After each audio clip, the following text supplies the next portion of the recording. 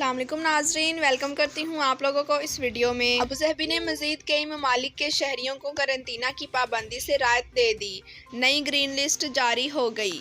Abu Dhabi کی حکومت نے کرونا کیسز پر قابو پانے کے لیے دنیا کے متعدد ممالک سے آنے والے مسافروں پر قرنطینہ میں رہنے کی پابندی عائد کر رکھی ہے۔ تاہم کچھ ممالک ایسے ہیں جن کے باشندوں کو گرین لسٹ کے ذریعے خصوصی رعایت دی گئی ہے کہ انہیں ابوظہبی آنے پر قرنطینہ میں نہیں رہنا پڑے گا۔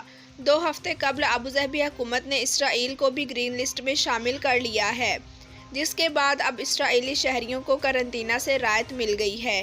خلیج ٹائمز کے مطابق ابوظہبی کے department of culture and tourism نے نئی گرین لسٹ جاری کر دی ہے۔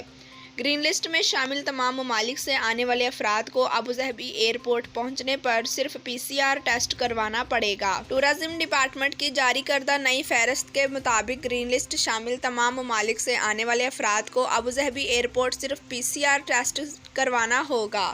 انہیں قرنطینہ اختیار کرنے سے رعایت حاصل ہوگی۔ گرین لسٹ میں آسٹریلیا، بھوٹان، برونائی، چین، Greenland, Hong Kong, Iceland, اسرائیل، جاپان، ماریشس، مراکش، نیوزی لینڈ، پرتگال، روس، سعودی عرب، Singapore, South Korea, Switzerland, Tajikistan, برطانیہ اور ازبکستان شامل ہیں۔ ابوظہبی حکام کا کہنا ہے کہ بین الاقوامی سطح پر جن ممالک میں کورونا کی صورتحال بہتر ہوتی چلی جائے گی، ان ممالک کو مستقبل میں جاری ہونے والی گرین لسٹ میں جگہ دی جائے گی۔ جن ممالک نے کورونا سے نمٹنے کے لیے بہترین ہیلتھ اینڈ سیفٹی معیارات اختیار کیے ہیں، انہیں بھی مستقبل میں گرین لسٹ میں جگہ دی جا سکتی ہے۔ بین الاقوامی مسافروں پر عائد قرنطینہ پابندی کا مقصد امارات میں کورونا کیسز کے پھیلاؤ کو روکنا ہے۔